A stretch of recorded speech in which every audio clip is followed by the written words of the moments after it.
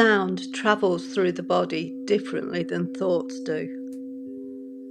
A thought has to be interpreted, analysed, filtered through old patterns, retold into a new story. Sound doesn't wait for permission.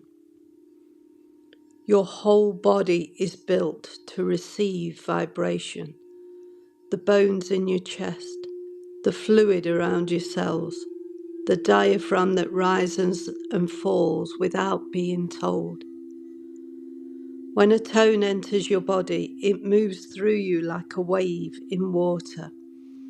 It reaches the places you've tensed without noticing, the tight jaw, the held belly, the deeper layers of the nervous system that don't respond to words. The mind tries to solve. Sound doesn't ask you to solve anything. It simply meets you where you are and softens what's ready to release.